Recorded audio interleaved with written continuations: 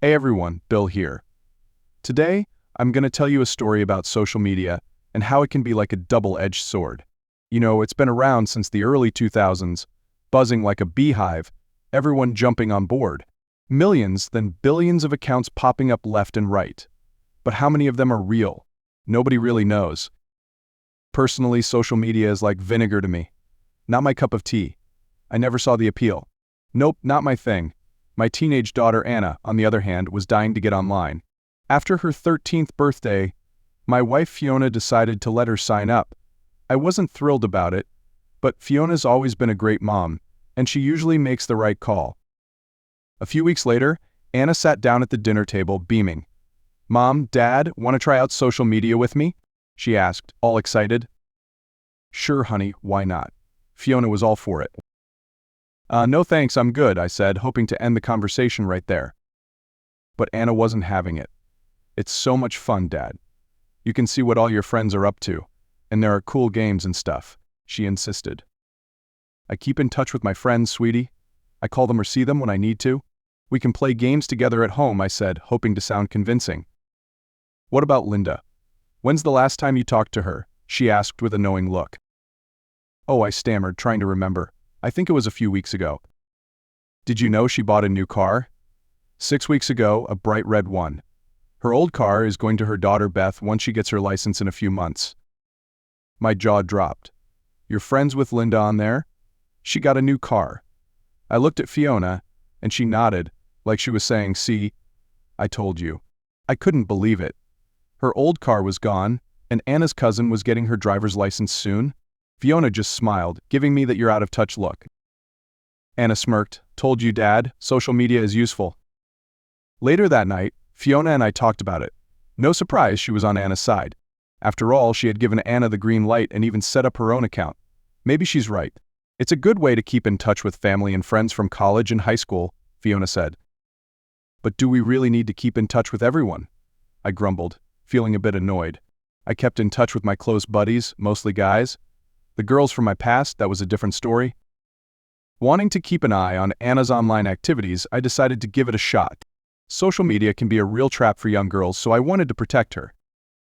Once I felt confident about Anna, I started searching for old friends.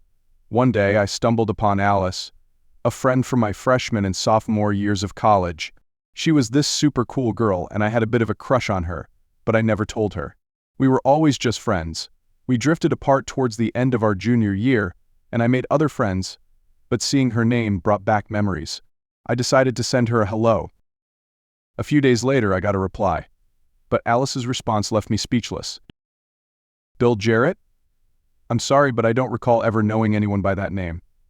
Perhaps you have the wrong person." At first, I thought she was joking because she used to be a bit of a comedian. I wrote back lightheartedly, "Alice, you're really making me think you don't remember me. How are you doing?" But when I went back to my computer, I saw her reply. "I'm sorry, I'm not joking. I truly don't remember you. You must have the wrong person." A blow to my ego. We had shared memories, and she really couldn't recall any of it. I decided to send another reminder. "You remember the Delta LAN party? You twisted your ankle and I carried you back to your dorm. You promised to give me a back rub to thank me." It took a week for her to reply. "I'm sorry, but you definitely have me confused with someone else. I've never had an ankle injury like that, and I wouldn't promise a massage to anyone but a very close boyfriend. Please don't contact me again." A few days later, after letting my ego recover, I decided to send one last message. I spent the whole day crafting the perfect words, hoping to convey what I wanted to say. "Dear Alice, perhaps it's best if you don't remember me and we're not friends anymore, because that's also in line with the promise I made to my wife. Maybe you know, maybe you don't, but I had feelings for you. Regardless, I wish you all the happiness and health in the world. Forever distant friend, Bill." I attached a photo from an old album, a picture of us with a few friends at a party during our sophomore year. She could deny it, but that picture was solid proof that we knew each other, were friends, and shared some intimate moments. But my final message met with silence. Alice didn't respond, and I kept my promise to myself I would never contact her again. The picture went back into the basement, along with a new resolve to be more careful about reaching out to anyone Fiona might find problematic. Even if nothing really happened, sometimes you just don't need to revisit old feelings. But while I promised myself to be cautious, my wife wasn't. The next summer, on a business trip to Chicago, she bumped into her old boyfriend. They reconnected, and soon their dates became a regular thing. Maybe Fiona thought I'd never find out, or maybe she just wasn't careful. But whatever the reason, our 17 years of trust were shattered. Our marriage fell apart. Anna was heartbroken, but she loved us both and eventually came to terms with our new situation. We still did father-daughter things together, and I was happy to see her grow into a beautiful, talented, and ambitious young woman. With Anna mostly living with Fiona and with my own shock from the divorce fading, I entered a phase of winter wheat, my term for adult life, hopefully more productive than the wild oats of my younger days. I had a few girlfriends in the following years, but eventually realized that single life, with short-term connections, seemed better suited for me. Then, about 7 years after the divorce. "Hello? Is anyone there?" "Bill, it's Andy Reiner. How are you doing?" Andy's voice was bright and enthusiastic. "Andy, it's great to hear your voice. I'm doing good, what about you?" Andy and I rarely talked, just a few lines of Christmas greetings. "Couldn't be better. Say, have you heard about the reunion? 25 years, crazy, right? Gloria and I are planning to go, but we're checking to see if anyone from our old crew is going. You know, nobody wants to be stuck at a table with strangers." "Yeah, I skipped the 20-year reunion for the same reason," I confessed, although it wasn't only that. That reunion happened right after my divorce, and I didn't want to talk about it. "Do you have a guest list?" Andy starts listing off old friends, and he mentions Mark, who was my best man at the wedding, and a few other couples who were close friends. By the time he's finished, I've made up my mind. All right, this crew is good enough for me. Sign me up. I'll sort it out right after I hang up. Plan set. I signed up for a few events at the school festival and the homecoming game with the cats. This also gave me a good reason to get serious about my weight loss, aiming to drop 10 pounds for the occasion, just so I wouldn't be too far from my college weight. The reunion weekend arrived fast. We all got together, and out of all of us, only Mark and I were still single. The first night we met up at the hotel bar, raised glasses, reminisced about the past. Mark and I had been roommates during our sophomore year, and that friendship had stayed strong over the years. The next day we toured the old campus, reminiscing about the good old days. The campus had changed, but it was still full of beautiful young students, laughing and talking with young guys like nothing had changed. That evening, we got together for dinner at a familiar pizza place near the school. The owner had changed, but the pizza taste still brought back memories. Stories started to flow. From Josh and Stephanie's trip to Europe to Gloria's upcoming book release. Then Mark spotted Jane Mueller, his high school sweetheart, and just like that, he was gone, like time hadn't touched them at all. We continued the night with drinks and conversation, listening to familiar speeches, and then the music started. People started to hit the dance floor. I danced with Crystal and Steph, but sometimes I found myself just watching from afar, with this undefined longing. Then, Alice appeared.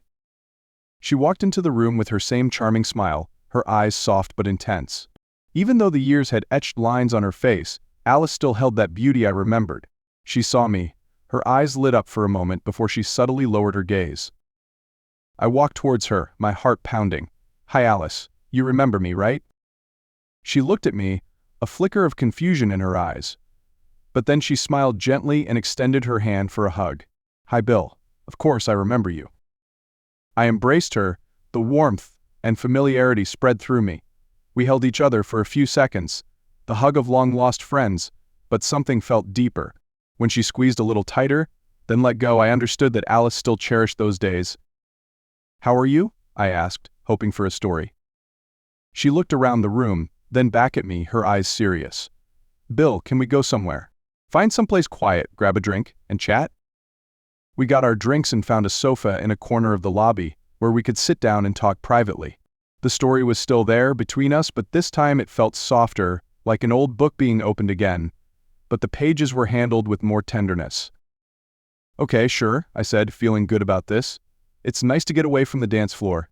And, Alice, I owe you an apology, along with an explanation." "You mean about that time? Was it like 7, 8 years ago?" Alice nodded, her eyes carrying a hint of regret. I'm so sorry, Bill. I was surprised and actually happy when I got your first message. I typed your name in the reply box, but then I stopped. She laughed, a hint of sadness in it. 3 letters, Bill, and they made me realize the consequences if my jealous husband had seen them. I deleted every letter. Each deletion felt like a punch to my gut. And a few days later, I finally wrote back that you had the wrong person. My heart ached even more. I said softly, I'm sorry, Alice. To be honest, I thought you might remember, but then I couldn't write back because of my marriage. I should have owned up to it and told you we couldn't be friends anymore. But Bill, I needed a good enough reason in case Vinny found out. Our marriage, it wasn't good anymore. I looked into Alice's eyes, asking gently, things okay now? Alice took a deep breath, her eyes sad. We're divorced, Bill. 3 years ago, right when Vinny went to college. Now we're like 2 separate worlds, barely seeing each other unless it's for something to do with our son. When he gets married, maybe we'll have to have 2 weddings so that both Vinny and I can attend. Oh, I'm so sorry. Fiona and I don't talk much either, but we try to keep things amicable for Anna. She's a junior in college now, going to be a veterinarian. We chatted a bit more about the kids, but I could sense Alice had something else to say, a hint of hesitation in her eyes. Alice, you want to say something? She smiled shyly, her gaze a little distant. Bill, did you ever think about what could have been? Yeah, but not for long. The past is the past. What were you thinking? I remember that last note you sent, where you said you had a crush on me. Girls usually pick up on those signs, but I didn't pick up on anything. Or maybe I was just too blind because we were good friends. I still wonder sometimes what would have happened if we had one crazy night together. I chuckled. Alice, I was young. I had feelings for you, but I'll admit I always had several crushes going at the same time in those early college years. Ultimately, nothing ever went anywhere. I laughed, remembering those failures. So I didn't want to risk our friendship and figured that being good friends was the safest option. Alice laughed, a light, sweet sound. Bill, friends, Not for me, we both burst into laughter, but then I looked at Alice and felt that the old feelings had faded away. Alice, it doesn't matter now. If we think about it, it's just old stuff. Alice looked directly into my eyes and shook her head. No, Bill, it's not. Let's go up to your room, or mine. Let's experience something new. I've spent years wondering, now I don't want to wonder anymore. I didn't need to hear any more. I took her hand, and we walked straight toward the elevator. As the doors closed, we were together. Her hand clutched my jacket, and I held Alice's face, feeling the softness of her skin and the intensity of the desire in that kiss. The elevator doors opened, Alice slipped out of her heels, and we hurried down the hallway. We reached my room, and as I pushed the door closed, she moved towards me. The kiss continued, and I held Alice close. In the heat of the moment, her hand brushed against the buttons of my shirt, undoing them one by one. My shirt fell to the floor, and as I pulled down her dress zipper, I turned, pressing my body against hers, my hands finding the softness of her skin. Alice moaned softly, enjoying the passionate touch. As her dress slipped off her shoulders, I couldn't resist gently placing kisses from her neck to her shoulders. Come here, Alice whispered, backing towards the bed. In a flash we were lying together, hand in hand, with no defenses left. We melted into each other with every kiss, every gentle touch, and I felt that every moment was filled with love. It was pure sharing, not possession, but a feeling far deeper and more lasting. What I saw in Alice's eyes was pure peace, and in that moment, I woke up, realizing how many years I had been searching for what we just had. Alice was radiant, her smile warm, as if she wanted to envelop me entirely. In that moment we both realized, with emotions never fully expressed, that we had found happiness in the old friend. Oh Bill, why didn't we do this sooner? She whispered, a mixture of regret and wonder on her face. Why was I so blind? And why were you so scared to tell me? You idiot. She laughed softly, but her eyes reflected a clear sense of regret. We wasted years that could have been together. I gently placed my finger over Alice's lips, not wanting her to dwell on the past. Shh. Don't think like that. Alice, everything happens for a reason. And it's never too late to start again, to see where this goes. She smiled and leaned down to give me a sweet kiss. You're right. I'm excited to see what our future holds.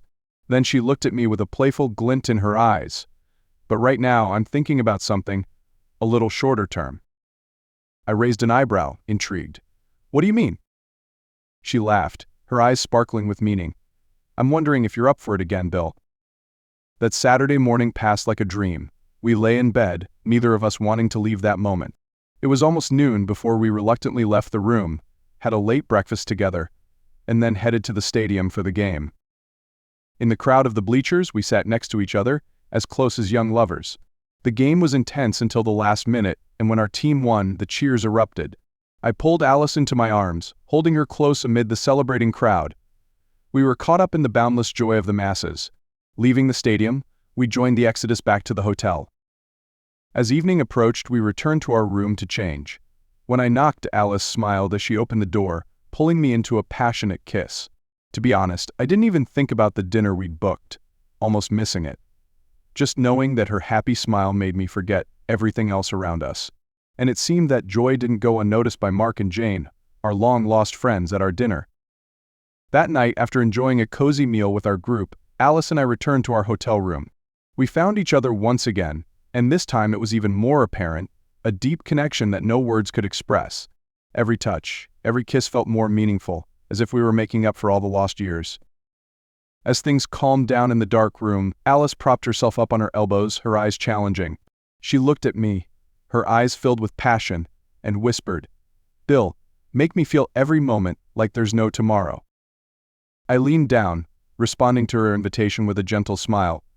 "Alice, I'll give you this whole night, and any other nights, if you want." We fell into each other again, each moment stretching out endlessly. As our breaths mingled with our pounding hearts, Alice whispered, still filled with excitement, "Bill, that was one of the most intense, amazing experiences I've ever had." She giggled, kissed me, and added, "Damn, we need to get together soon and do this again." Hearing those words from Alice filled me with a joy and contentment I hadn't felt in a long time. We held each other tight, as if we wanted to hold this moment forever, where those old dreams finally came true. I remember clearly how Alice decided that we would maintain an open, natural relationship, with no need for commitment because of the distance. In Dallas, I understood, and even though I wasn't crazy about that arrangement, I agreed. But I couldn't deny that my feelings for Alice were deepening. Every month that passed, the phone calls and text messages became an indispensable routine. We met whenever we could. And every time it was an excited anticipation, from our walks together to the passionate moments in hotels where we could completely forget about our daily worries. Things went smoothly until, during a visit to Charleston, everything suddenly took a turn. That afternoon, Alice went out to the spa while I stayed at the hotel, browsing a few tourist sites so we could explore the city together in the evening. Busy with my laptop, I heard a phone ring from somewhere in the room. It wasn't my ringtone or Alice's, it was a strange sound, but unmistakable. I searched and found it tucked away in Alice's dresser drawer. When I picked up the phone, I wasn't going to do anything more than leave it at the front desk. But then the text messages flashed across the screen, and my heart sank. "WTF, who are you? Aren't you supposed to be at your sister's? Have to get her, but Trudy says you haven't made it." Trudy, that name shocked me. It was Alice's sister whom I had heard her mention. Maybe it was just an acquaintance, I told myself, trying to stay calm. But then another flurry of messages popped up. "You better be home when I get there or longer. Call me now." I was still stunned, sitting on the edge of the bed, trying to process what I was seeing, when Alice walked in. Her face was bright, as always, but then it turned into panic as she saw my expression. "Oh, Bill, what's wrong?" she exclaimed, but when I held up the phone, Alice's smile vanished, and her face went pale. "It's ringing, Alice. And again. You forgot to turn it off, I guess?" I asked, trying to keep my voice from trembling. Alice shook her head, her eyes filled with tears, denying it nervously. "No, God, no." I stood up, trying not to let my emotions overwhelm me. "What the hell are you doing, Alice? You're letting me fall in love with you while you're with another man, right? A lover? A husband? Or is this just your little joke?" Alice stepped back, her voice choked, her hands reaching out to me as if clinging to a shred of hope. "Bill, no. It's not like you think. Please let me explain." "Explain? What are you going to explain? That you're not really a traitor. That we're not the worst people like Fiona and her rotten friend. Please, Alice. For the love I have for you, tell me the truth." I almost yelled, the pain burning in my chest. As Alice lowered her head, sighed heavily, and silently wiped away tears, I felt like my whole world was crumbling. She started to tell her story, the story of her tangled marriage to Vince, the husband she was still bound to. She confessed that they had been living separately under the same roof, keeping up appearances for their son, Vinny. She had tried to get a divorce, but the prenuptial agreement Vince had forced her to sign made everything too difficult. All she wanted was freedom, but Vince held that tightly in his grasp, threatening that she would be left with nothing. I would have been willing to overlook everything if she had been honest from the beginning, but now, standing before a truth revealed late and bitterly, I wasn't sure there was anything left to salvage. "Bill," Alice choked out, "I was too afraid to tell you, afraid I'd lose you forever." I nodded, trying to hold back the anger and the indescribable disappointment. "And now you've made it happen yourself." Even though she begged me to stay, I knew there was nothing left to say. Once trust is shattered, what remains is just emptiness and pain. I packed my bags, ignoring Alice's tears and pleas. At the door, I turned back to look at her, my eyes filled with disappointment but still unable to hide the love I once held for her. The flight back to Dallas was heavy with the weight of unanswered questions. I should have known what I was getting myself into when I reconnected with Alice, when I accepted the risks of this hidden love. But now, I realized my love was just a piece in her emotional game, and I couldn't continue like that anymore. Back home, in those first few days, I kept wondering if I had been too harsh, if there was some other way for things to have ended less painfully. I realized that I had lost not only Alice but also the faith in love I once believed was real. I sat down at my computer, writing an email to Alice. The words were filled with hurt, and every letter seemed to drain my energy. Finally, after many revisions, I said only that she could contact me if she decided to divorce. Otherwise, please let me leave all of this behind. My trembling fingers pressed the send button, and I felt an odd sense of relief. In the following weeks, I threw myself into work, partly out of necessity, partly to escape the wounds from what happened with Alice. I hadn't expected the shock to linger like this, and when the June weekend arrived, my daughter Anna came to visit, bringing the kind of sharp intuition she always had. "Dad, you haven't been yourself lately," Anna observed, her eyes worried. "Even when you call, you seem distracted. Something isn't right, is it?" I realized I hadn't been paying attention to her like I used to. "Honey, I did something that even I knew was wrong. It might have hurt someone, and even though it wasn't intentional, I feel terrible." Anna shook her head, looking at me seriously. "I'm grown up now, Dad. Mom told me about the mistakes she made in the past. She said that I need to know those things to avoid repeating them. You wouldn't deny me the chance to learn, would you?" Anna is a good girl, wise beyond her years, and I was proud of her. I understood that she needed to know the truth, and maybe sharing it was my way of freeing myself as well. Okay. I reconnected with an old friend. We hit it off, fell in love fast. But then I discovered that she was married, and things got really bad. Anna looked at me with empathy. "Do you feel guilty? Because even if you didn't know, you were still on the wrong side." I nodded, looking at Anna as if she were my own conscience. "Yes, I do. I didn't intend to do something wrong, but I ended up in this situation." Anna took my hand and patted it gently. "So, focus on the future, Dad. Think about what you need to do next. Don't keep looking back." It was the advice I needed. But my conversation with Anna wasn't the only thing that made me reflect. A few days later, I received a call from Fiona, my ex-wife. "Is Anna okay?" I asked immediately, a little worried. "She's fine. Just worried about you," Fiona said, her voice soft, concerned like it used to be. "Are you okay?" I should have stopped there, thanked her for asking, but all the pent-up emotions just spilled out. "Not really, Fiona. I've just been through something that's been eating at me." She was quiet for a few seconds, then asked gently, "Do you want to talk about it?" After a while, I sighed, summoning my courage. "Fiona, when you betrayed me, did you feel guilty?" Fiona hesitated, but then she chuckled. "Absolutely. I knew what I was doing was wrong, that it would hurt you. But the temptation was too great, and then everything became easier after the first time. I knew it was wrong, but I wasn't strong enough to stop. And then in the end, when everything blew up, the price I paid was heavier than I thought." I thanked Fiona for being honest, but she didn't stop there.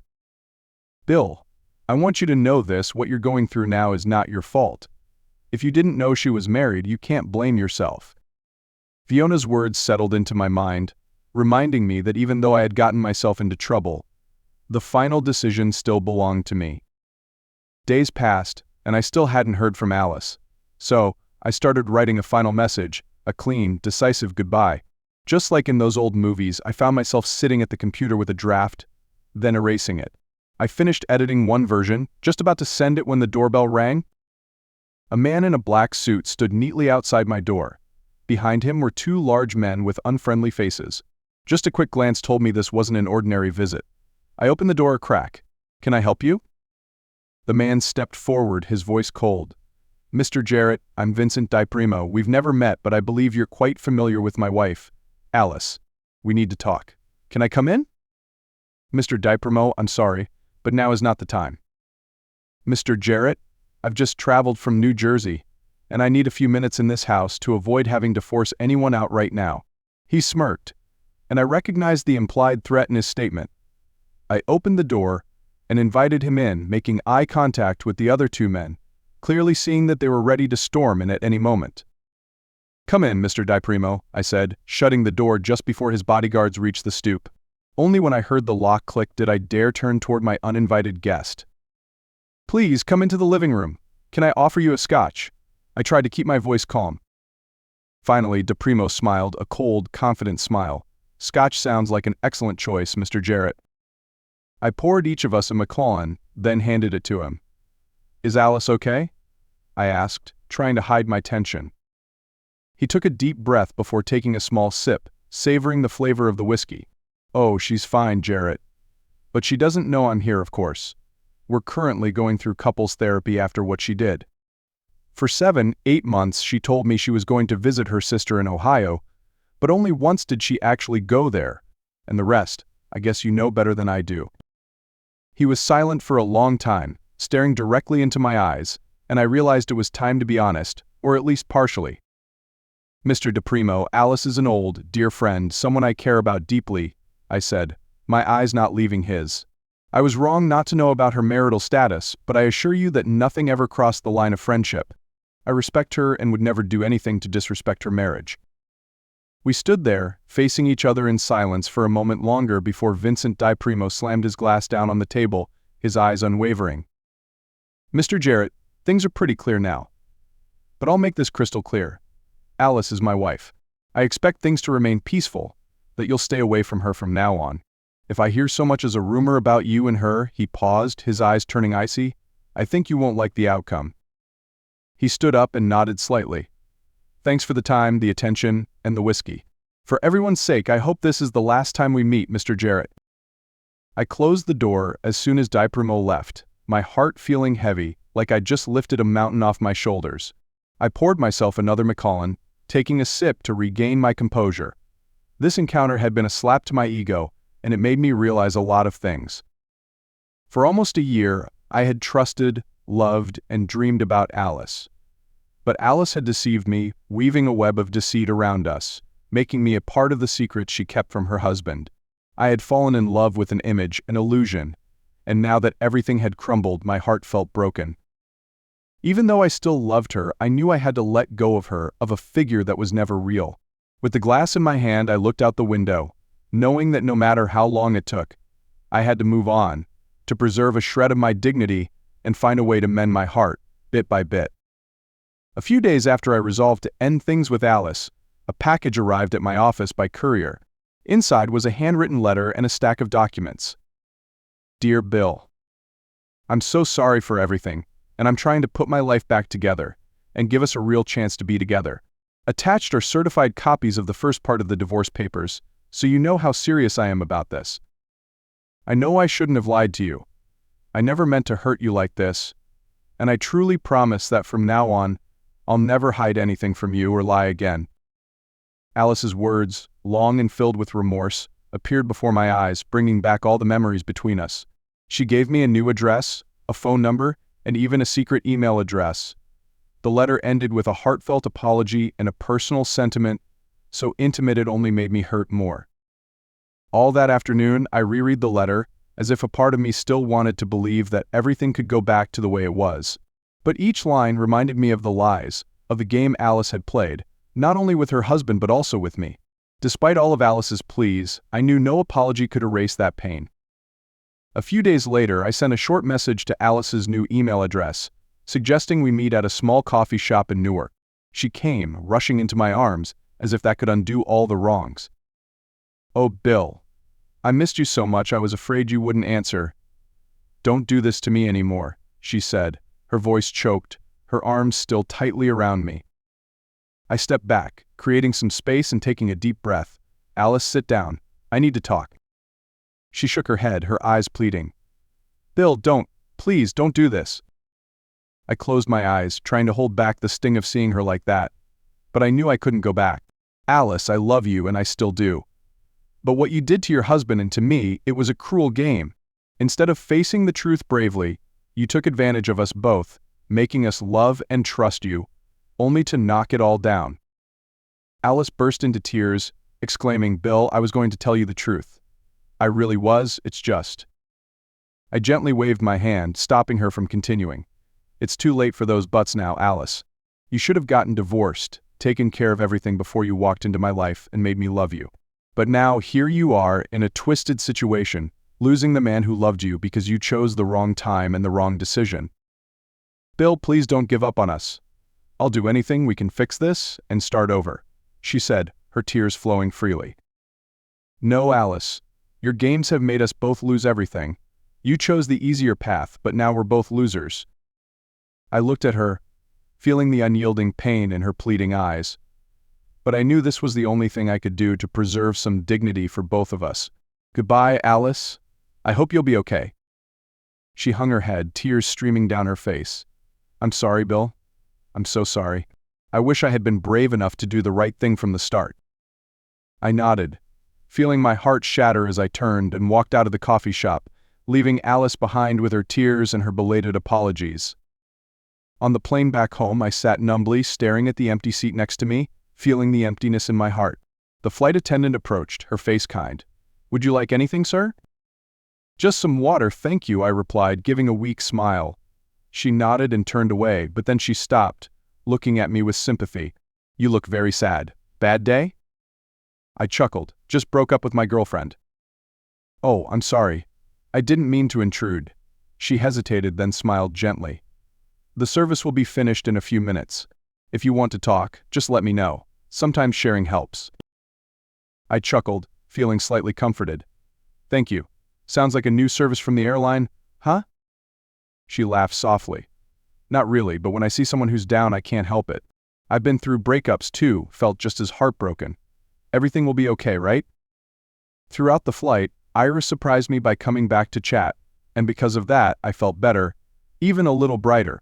As the plane landed, I stood up to wait for everyone to disembark, taking a deep breath, preparing to face whatever awaited me. Then I heard a voice from behind me. "Don't worry too much. It hurts, but it's not the end of the world. You'll be all right." Turning around, I saw Iris standing there, her smile still warm. I stood up, bent to pick up my bag, and faced her, feeling incredibly grateful. "Thanks. And thanks for talking to me on the flight. You made a really bad start to my day a lot better. I'm Bill. It was nice to meet you." She smiled, extending her hand, and replied, "Nice to meet you too, Bill. I'm Iris," I said, reading her name tag. We both laughed, and she pulled out a small card. "I rarely give this to anyone, but something told me you needed a friend. If you want to talk, here's my number." I took the card, glancing at the phone number and smiling. "Thanks, Iris. Maybe I'll need it." After saying goodbye, I walked toward the parking lot, pulled out my phone, and saved Iris's number in my contacts. Thinking for a moment, I decided to send a simple message. "Hi Iris, it's Bill from the plane. Here's my number. It was nice meeting you, hope we can meet up again." I remembered Vincent Dipremo's warnings, and although they were truly frightening, they also made me realize that I had a long life ahead of me and there could be many good things to come. Not long after I put my phone back in my pocket, a text message arrived. "Iris, hi Bill, you too." The short message was like a warm ray of sunshine, clearing away all the Texas gloom.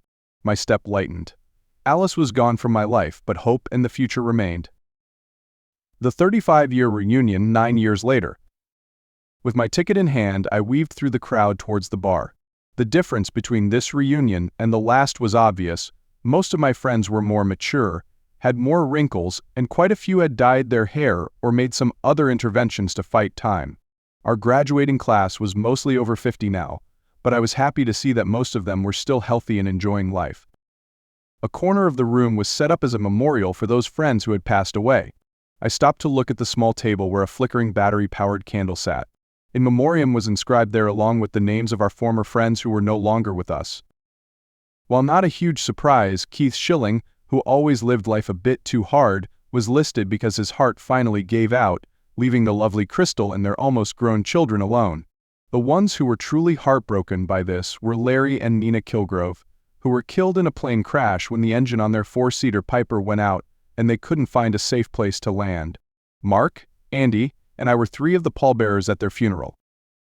Approaching the next bar, I saw only a few people in line, so I stopped to wait my turn, watching the people and their faces, trying to recognize anyone I could before resorting to the name tags for reminders.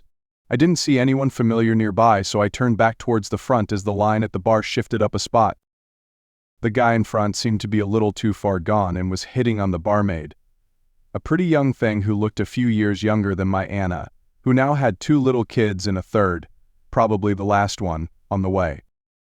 With a drink in each hand, the guy turned around, and I got a good look.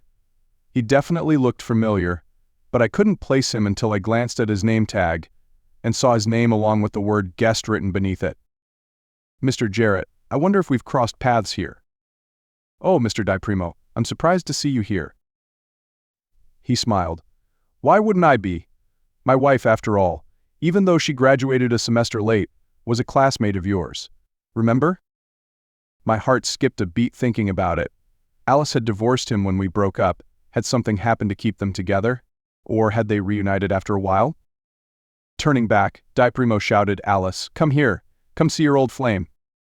No, I hadn't heard anything about Alice since I walked out of that little coffee shop in New Jersey over 9 years ago. But there she was, walking towards me. Her smile, always ready when needed, was absent as she approached. She glanced at Vince DiPrimo. He nodded before turning to me. Hi, Bill. I wondered if you'd be here. Hi, Alice. I didn't see your name on the guest list, so I didn't expect to see you. How are you doing? Let me know you two are having a fun conversation. I'll be here, at our table, keeping watch. DiPrimo nodded at me as if he were the king of the world and then glanced at Alice, conveying a message I didn't understand completely before he walked over to their table, only 2 or 3 tables away from the bar. Glancing in his direction, I saw him looking at me as if through a telescope. Alice looked at me, hesitant. I know what you're thinking. Why? I nodded. I wanted to leave him, but when you told me, goodbye, I had to make a tough choice. Staying and being comfortable by enduring his petty stuff was easier than trying to start over on my own. He treats me the best. A hand touched my elbow, grabbing my attention. Hey Bill, I was wondering where you were, so I came looking for you, Crystal said. Oh, hi Alice, I'm Crystal, we were in the same class, she said. Noticing Alice staring at her name tag, she slid her hand from my forearm into mine and added, and Bill's wife, of course.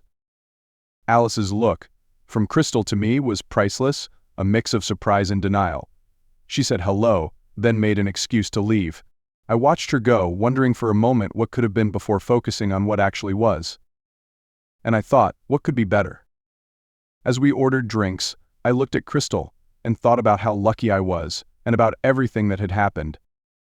Sometime after we met on the plane, Iris and I had dated for a while, proving that there really were some good people out there, but they weren't necessarily a good fit for each other.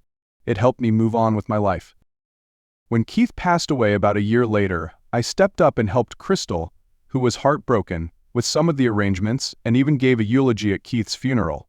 We stayed in touch periodically as friends in the time after that, with me visiting her occasionally to offer support and sometimes be someone she could confide in. However, it wasn't until Larry and Nina's funeral, almost 3 years later, and long after Crystal's grief had subsided, that we really started talking and finally connected. It was a surprise to both of us when we got married a little over a year later.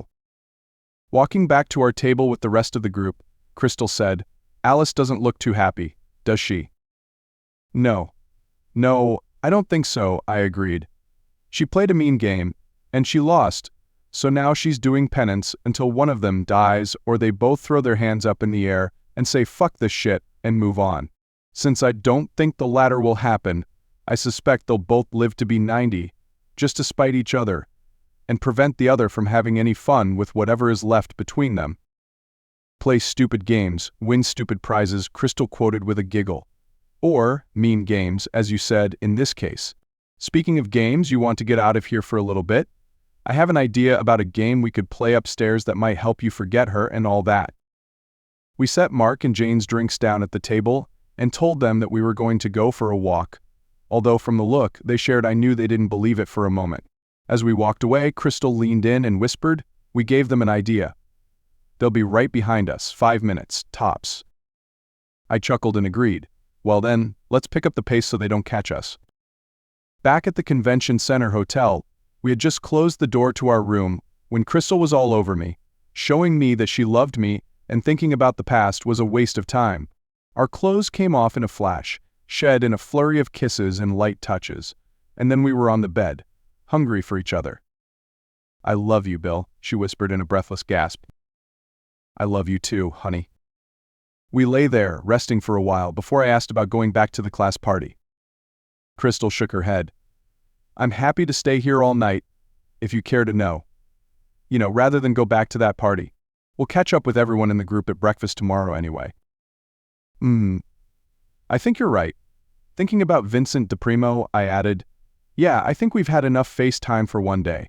The only person I want to see again tonight is you. Now, if you're ready, let's consider skipping these things." Crystal giggled and smiled, and I laughed along. Honestly, I wasn't sure which one of us was grinning wider, but at that moment I decided I'd keep grinning all night until I figured it out.